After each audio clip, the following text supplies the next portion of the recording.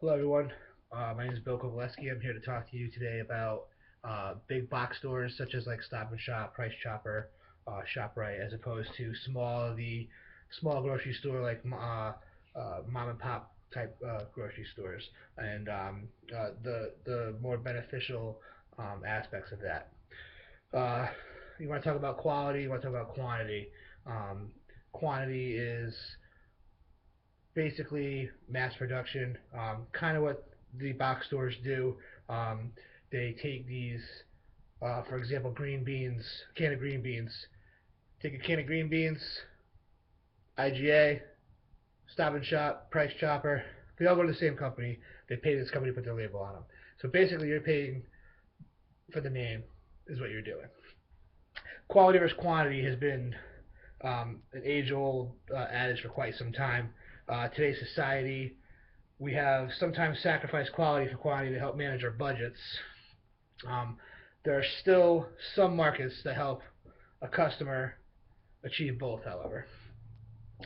Having worked in both settings of a traditional grocery store and a mom and pop store, I have a good outlook on these two kinds of stores and the similar and how they're different to each other. Um, my experience working in these two different types of stores has led me to where I am today in my life. His job as a deli manager at my dad's store, which is a small market and grocery store that my father owns, which I hope to one day take over the reins. And you know, I owe a lot to that. I owe a lot to that to my big box store counterpart as to how I'm going to be able to handle and run this business. My first job was a bagger for Stop and Shop, helping me with my weekly edition of purchasing CDs on payday every Thursday, blowing my whole paycheck, and that didn't really go over too well with my dad. Told me I wasn't really spending my money wisely and being responsible. But hey, I was 18 years old, 17 years old, 16 years old, whatever it was. Um, I moved up quickly to cashier, and then was storing the meat and deli departments.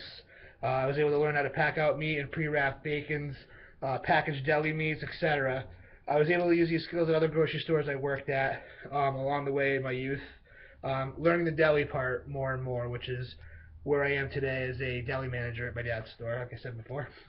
Um, my father has almost 25 years um, in the store that he currently owns now.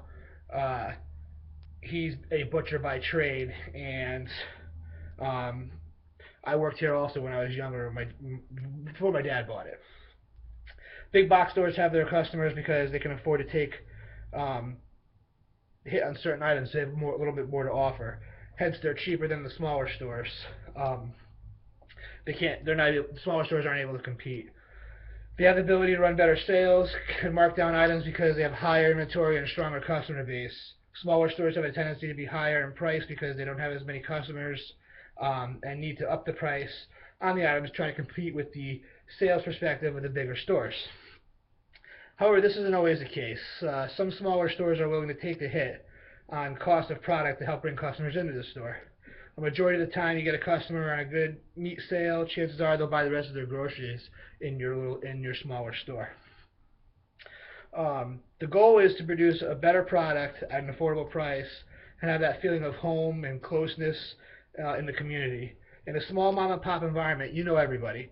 Um, your neighbor is your butcher.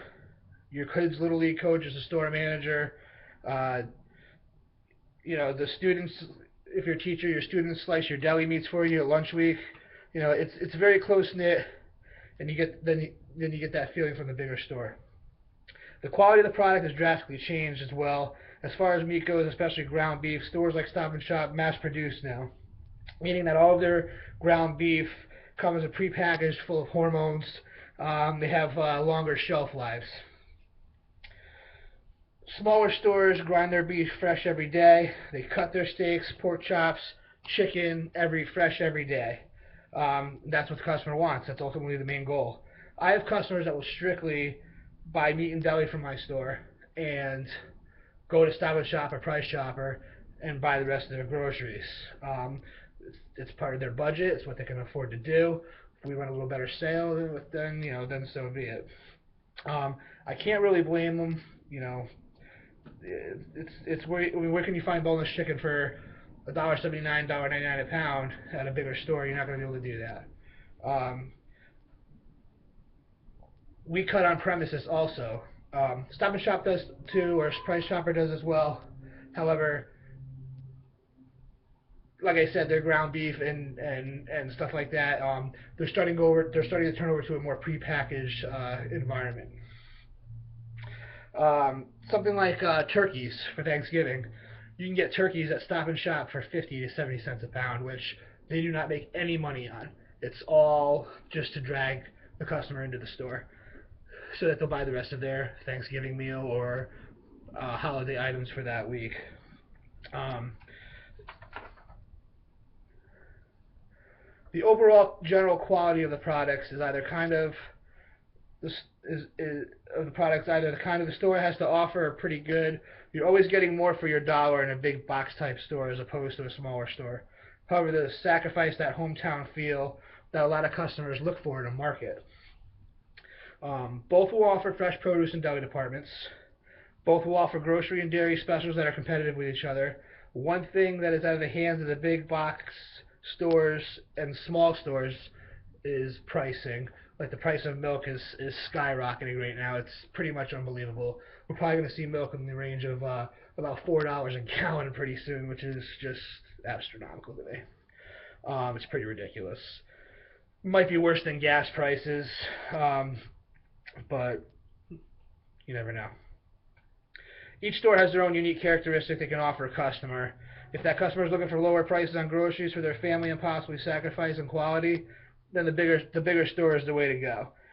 Those stores will offer everything you need to help stock the cabinets and the fridge and the family kitchen. If a customer wants great product and friendly service and a neighborhood feel, then a smaller mom and pop store is the way to go. Both will essentially fill the customer's needs of what they're looking for in a grocery store. It strictly depends on the customer themselves. But what is that exactly separates these two apart from one another? It's what each store can provide the customer their needs and wants.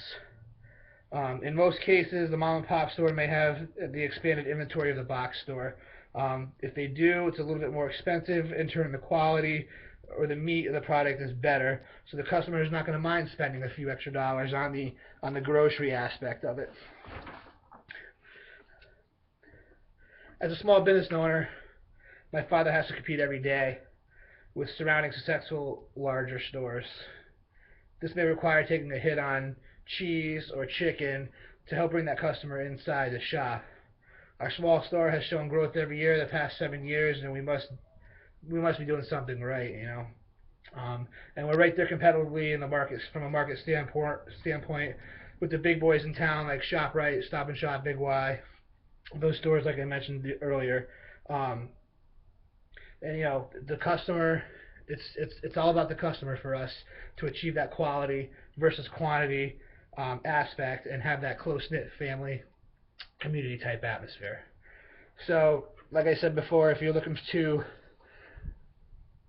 fill your cabinets and stock your shelves and you know get in and get out, and you know that's the bigger stores for you. If you're looking for family, close-knit community, good pricing, good quality product, smaller mom and pop stores for you. Thank you. My references are Saving the Small Town Grocery Store, www.cfa.org, and Competing with Big Box Stores, www.about.com, competition box stores. Thank you.